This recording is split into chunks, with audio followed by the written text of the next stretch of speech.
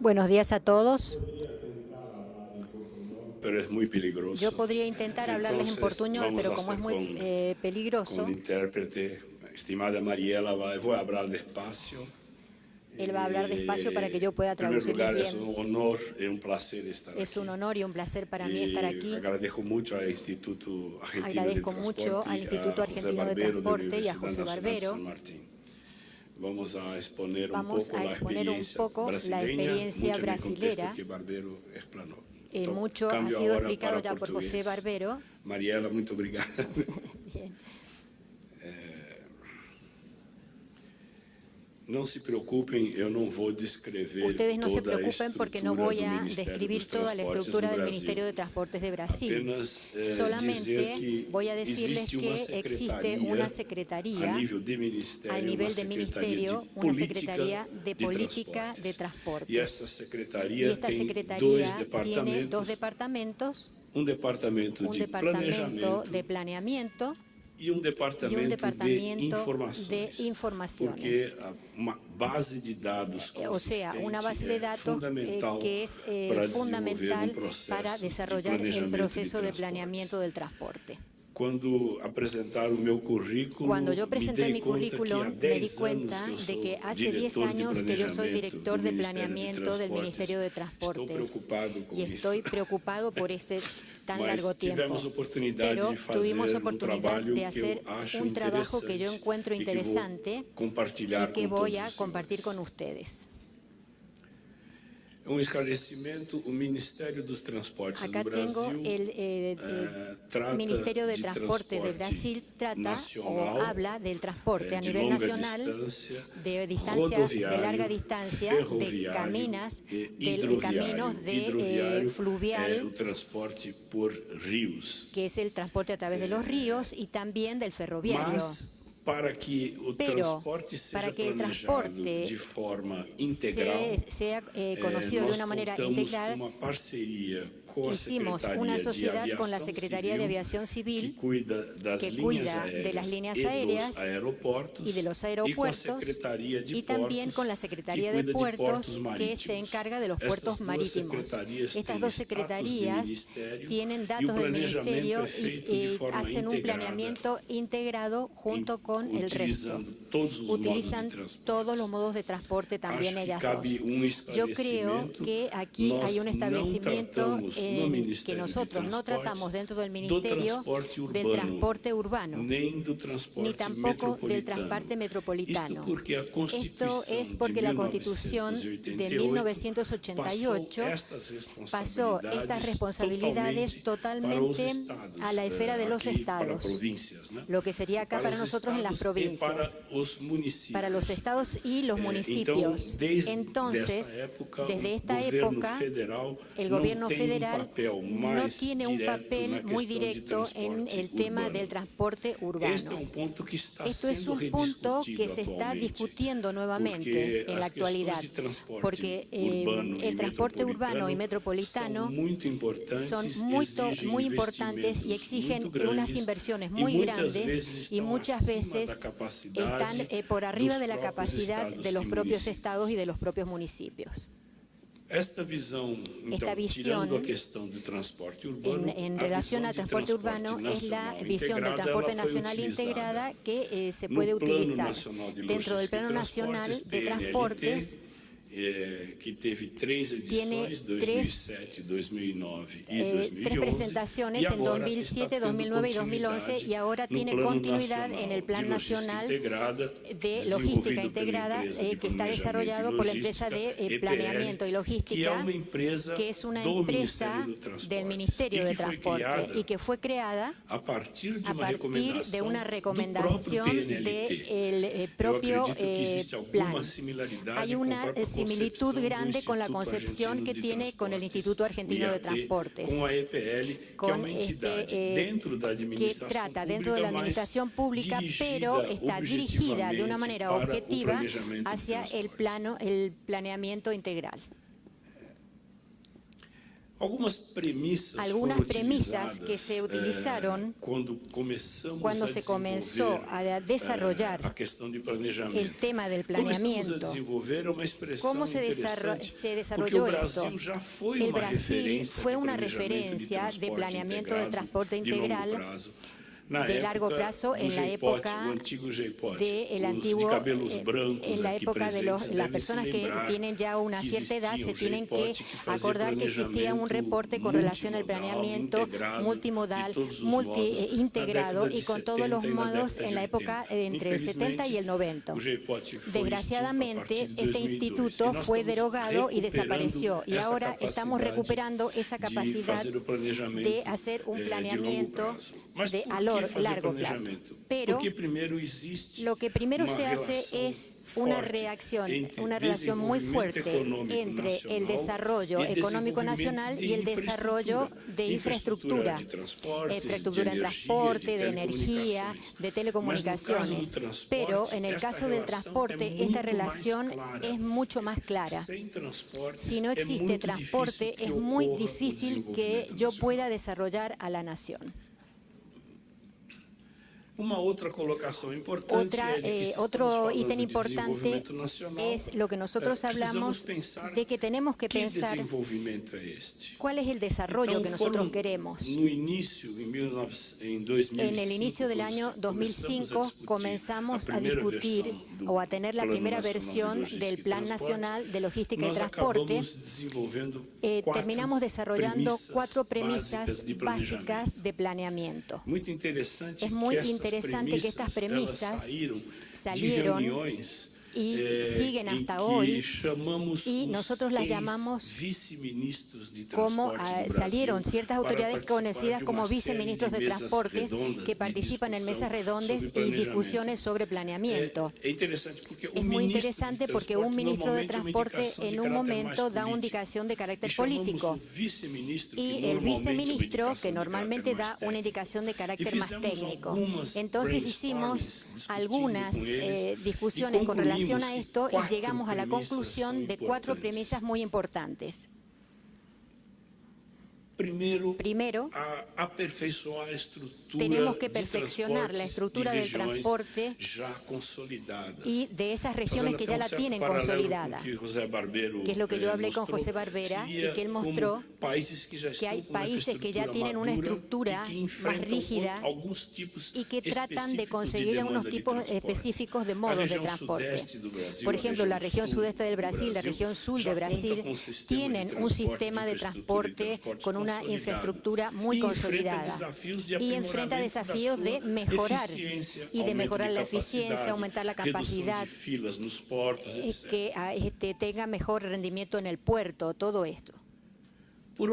Por otra parte, si existen regiones en el Brasil que están desarrolladas, existen también muchas regiones que tienen una economía económica y socialmente deprimidas y necesitan al transporte como un agente inductor del desarrollo y desarrollar este plano. Esto es una premisa diferente. Necesitan otro tipo de inversión en el transporte, no exactamente el mismo de inversión que se necesita en las regiones que ya tienen un plan desarrollado.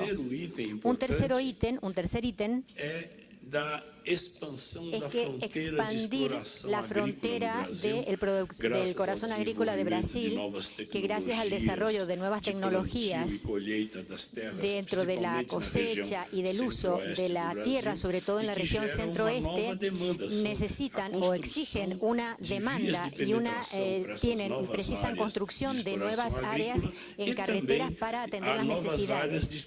Y también las nuevas áreas de explotación mineral que posee algunas reservas minerales del Brasil que necesitan desarrollarse mundialmente y algunas tierras pasaron a ser económicamente viables. Entonces, esas nuevas áreas de exploración necesitan consolidarse para hacer, y ellas dan una nueva demanda en el sentido del transporte. Y la cuarta premisa básica es la cuestión de la integración con Sudamérica.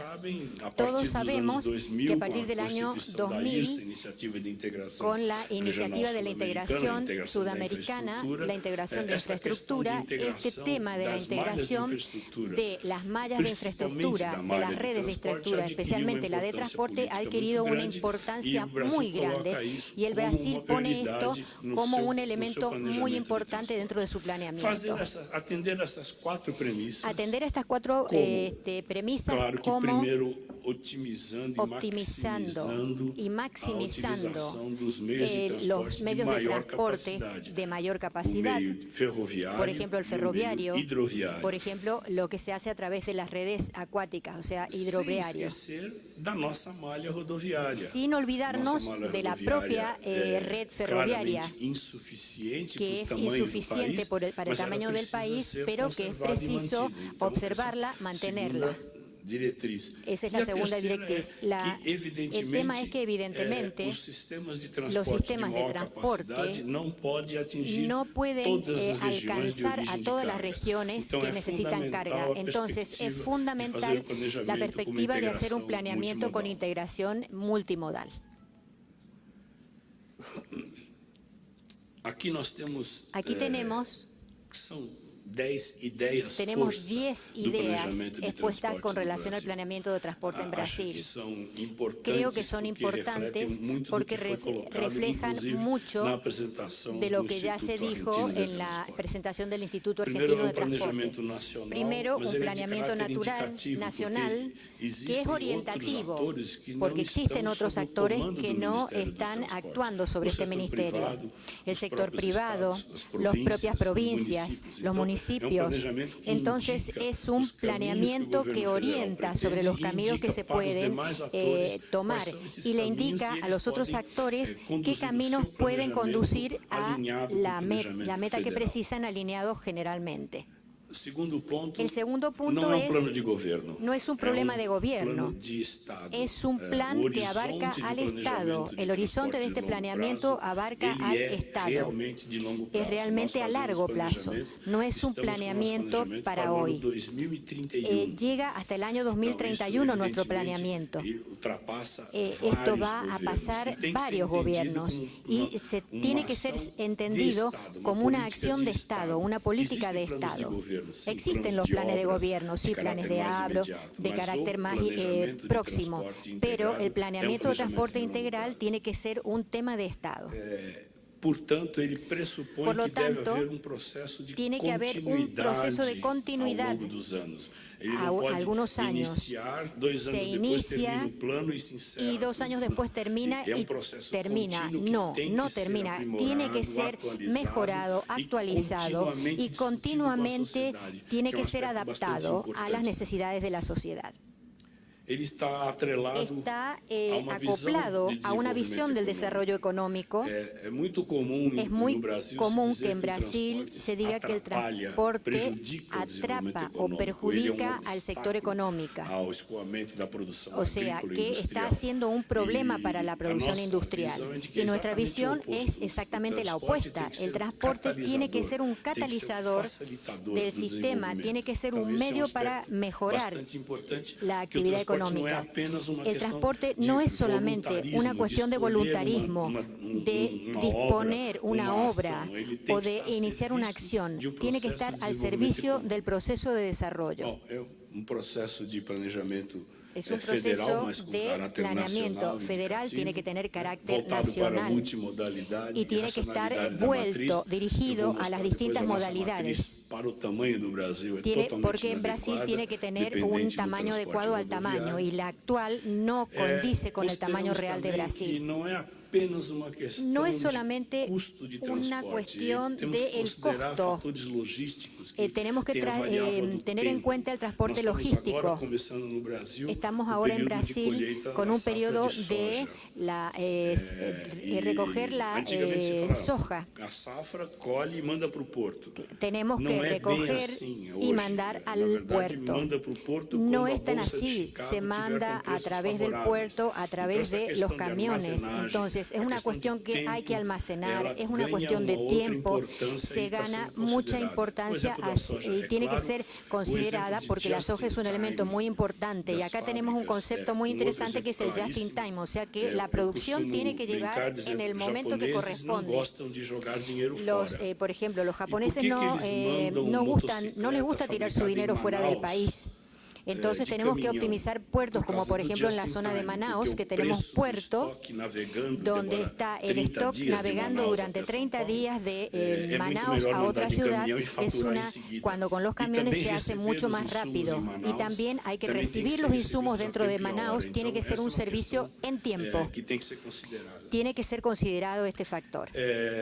Consideramos también los factores de nexo político, que tiene que existir una política de desarrollo nacional, regional, de inducción al desarrollo de alguna región, en los que no solamente el Ministerio de Transporte, sino otros ministerios como el Ministerio de Interior o de Planeamiento, se dan cuenta que existe un potencial económico interesante. Ellos tienen que viabilizar este desarrollo económico utilizando también la logística de transporte. Nadie puede decir que a partir de un ministerio se comienza a funcionar todo de una manera permanente. Hay que adecuar a la estructura que tiene el ministerio, de ahí a la creación de las empresas, de logística, de ahí la reforma al propio departamento que yo estoy dirigiendo en este momento, para que se especialicen las acciones y para tener una política de planeamiento que tenga una evaluación también posterior de esa política. Y por último, tenemos en cuenta los riesgos que puede haber con respecto a este tema. Acá tenemos la matriz del transporte nacional de Brasil, que en realidad es totalmente irracional.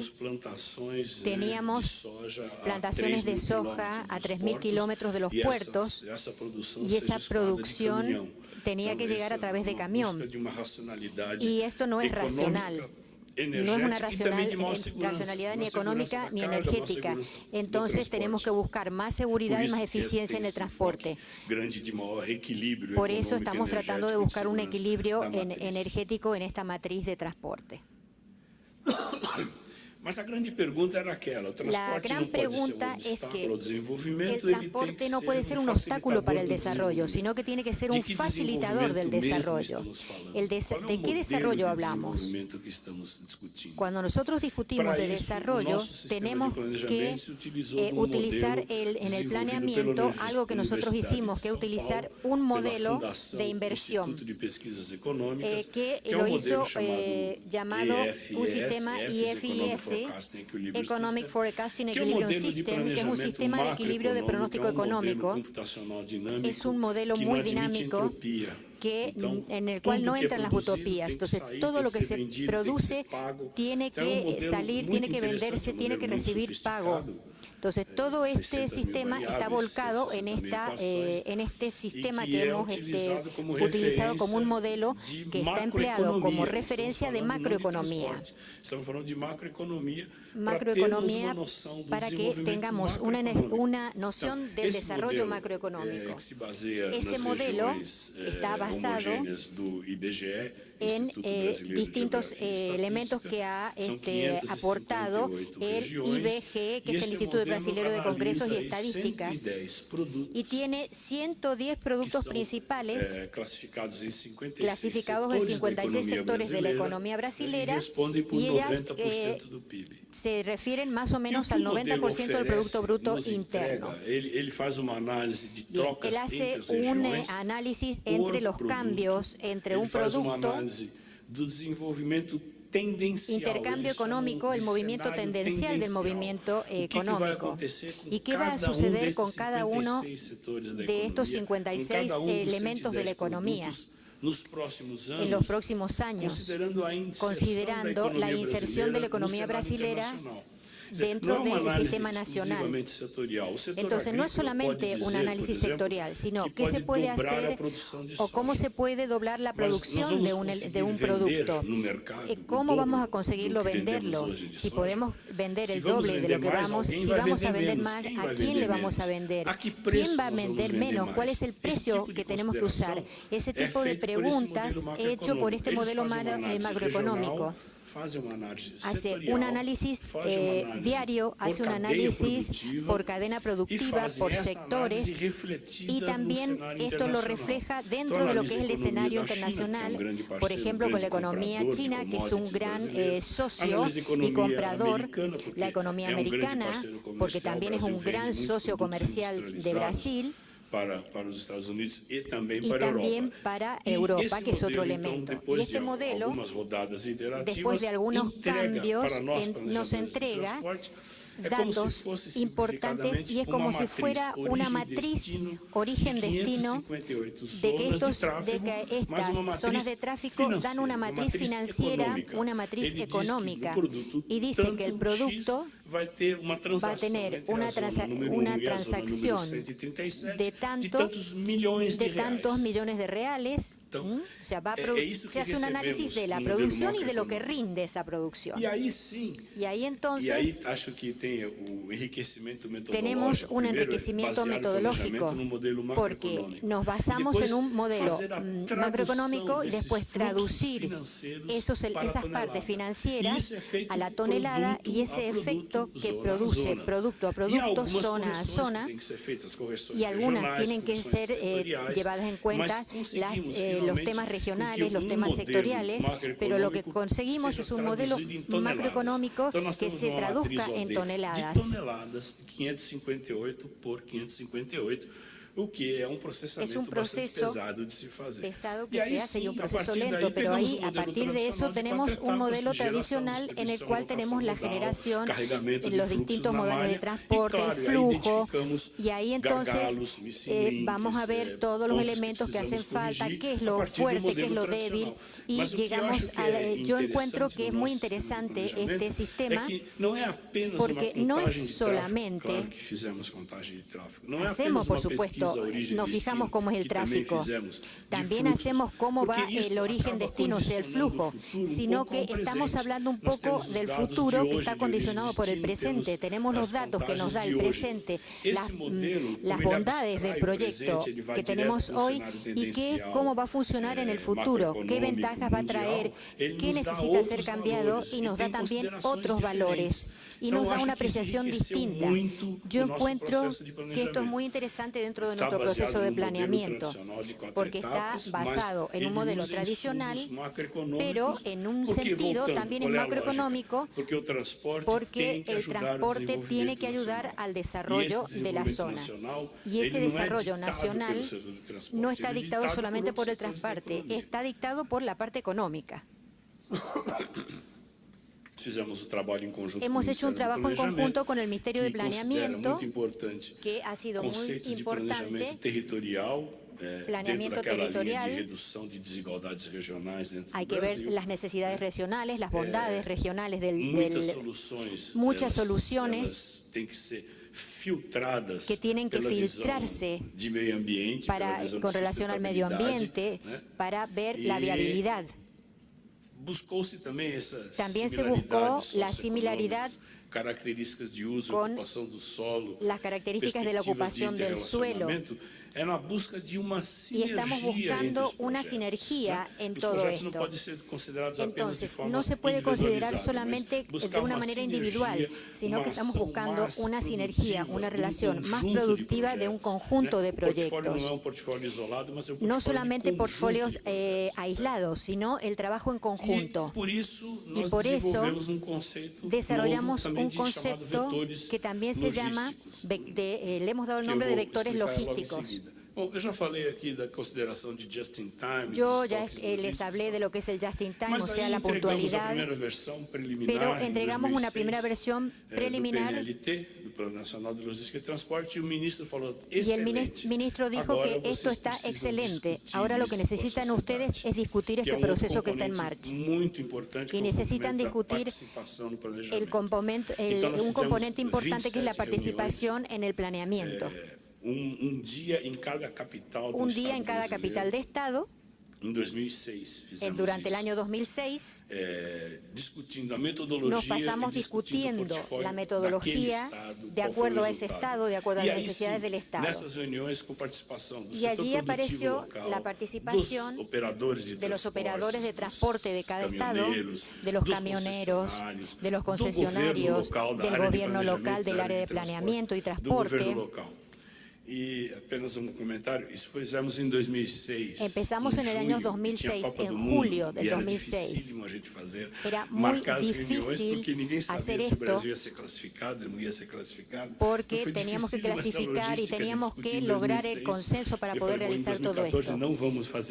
Pero en 2014 ya no tenemos que hacer eso, esa parte ya está realizada. Creo que es muy interesante ajuste fino do portfólio porque fue un ajuste muy fino del portfolio, porque o modelo macroeconômico, porque es un modelo macroeconómico que necesita tomar decisiones locales de inversión. Acá necesito invertir esto porque la demanda local me pide esto. Entonces se hizo 3 veces para cada uno de los lugares el análisis con una reunión en la cual se trató este tema.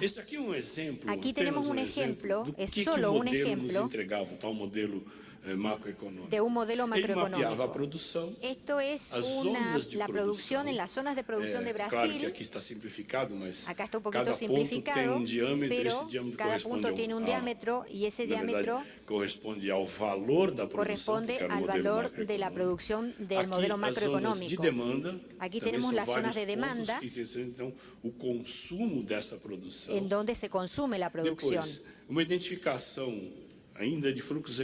Después tenemos otra que es el flujo económico, o sea, cómo va ese producto dentro del país, cómo se mueve. Y por último tenemos los puertos internos para la soja y las zonas que producen para esos puertos. Entonces tenemos la producción, la demanda, el flujo de exportación para cada uno de estos sectores de producción. Esa información que hemos organizado dentro del modelo de generación de flujo. Y acá tenemos el mapa de los vectores logísticos que nos van a indicar la relación económica y de transporte. No tiene mucho que ver con las decisiones políticas del país, o sea, lo que quiere hacer cada estado o cada municipio. Acá se nota claramente esta región aquí do centro-oeste, que la región del centro-oeste, que tiene puertos de alta capacidad en el norte, tiene una relación económica importante de transportes que va mucho más allá de lo que uno se ha imaginado. Y esto desconoce la relación entre los estados. Por ejemplo, tenemos a San Pablo, tenemos a Goiás, tenemos una serie de estados con una relación de transporte que son relaciones generalmente centralizadas en un puerto marítimo. Entonces, básicamente existe una vinculación de una producción económica con un puerto, que es interesante. El transporte de carga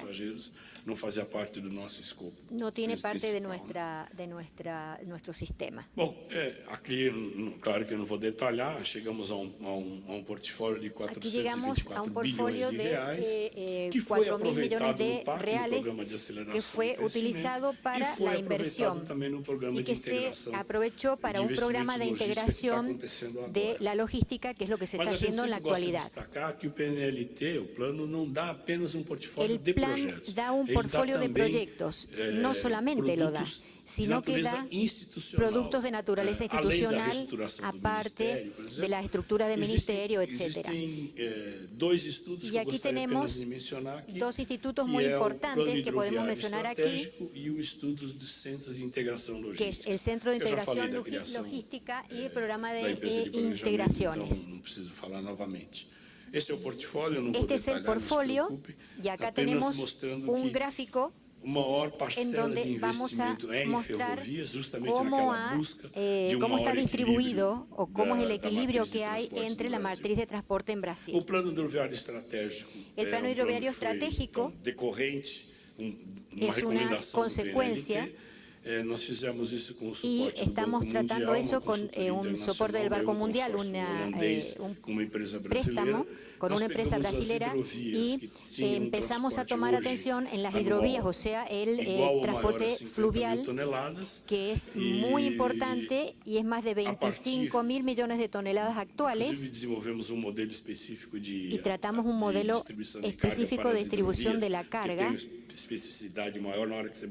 para que tienen una necesidad mayor de transporte y que utiliza el transporte fluvial. Y la idea que tenemos es que estamos transformando dentro de 25 millones de toneladas actualmente y vamos a pasar, esperamos, a 120 millones de toneladas. Con un esquema institucional hidroviario, una gestión de ríos fluvial y en el caso específico del Brasil con la construcción de plantas hidroeléctricas para que se pueda tener el proceso de navegación, tenga un proceso de retorno. Esto es un ejemplo de un resultado institucional que se ha llevado a cabo. No les voy a dar detalles de todo esto, pero la otra cuestión que nosotros estamos relacionando es cómo estamos vinculando el proceso de las modalidades, porque es muy importante que tengamos centro de integración logística.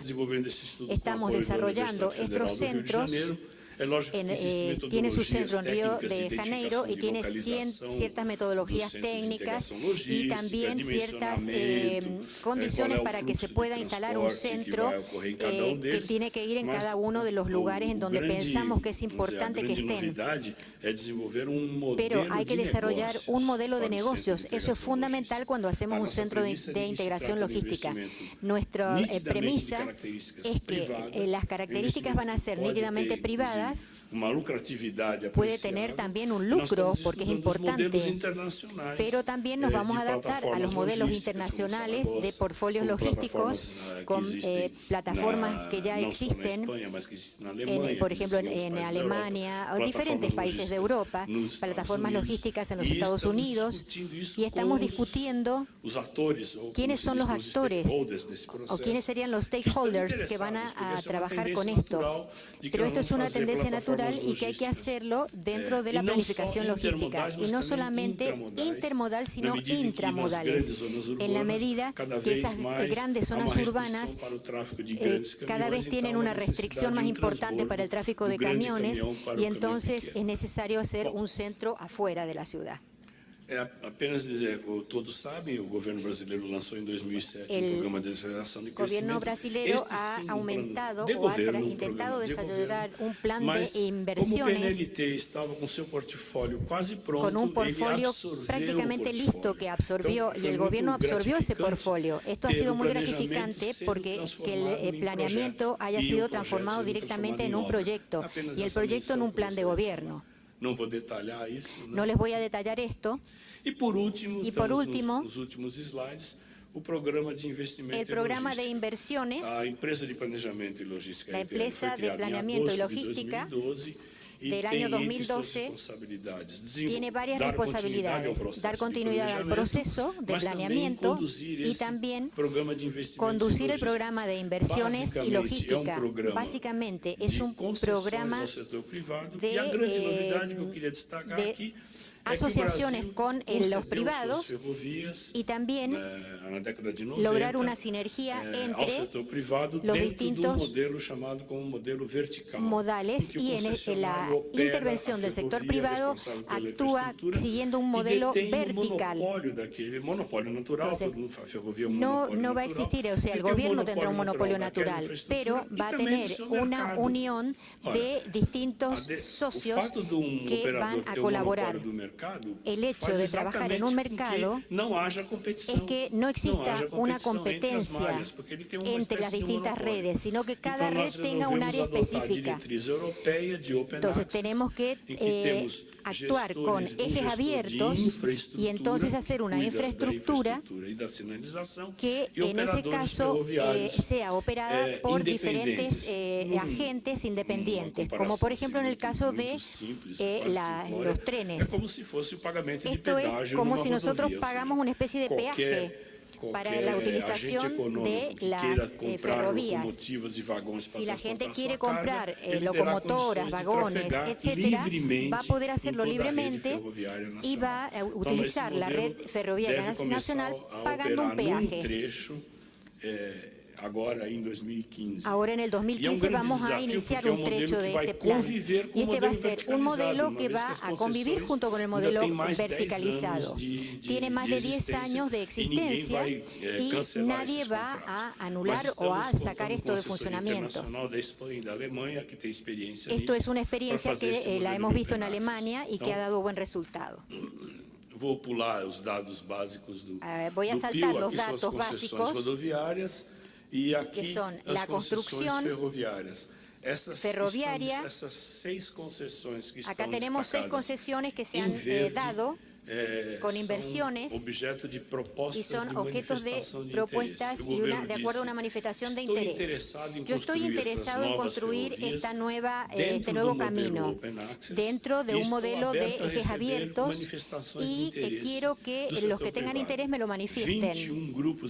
Hay 21 grupos económicos que se inscribieron y entregaron sus resultados y sus estudios, algunos en julio y otros en agosto.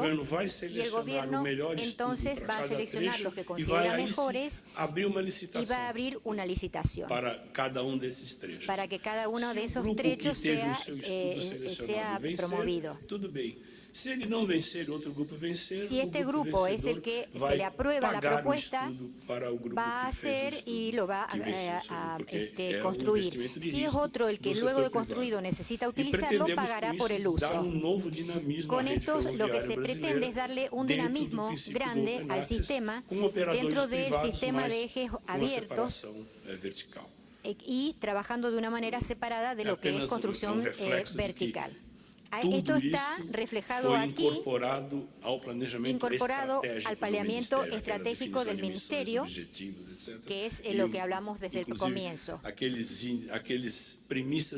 tenemos las premisas iniciales de la integración regional, de mejorar el desarrollo de las regiones agrícolas, etcétera. Todo esto se incluyó en el planeamiento estratégico. De modo que esto tiene una consistencia. Yo estoy a la disposición de ustedes a través de mi mail. Ha sido un placer hablar con ustedes y también voy a tener el gran placer de poder responder a sus preguntas a través de mi mail. Muchas gracias.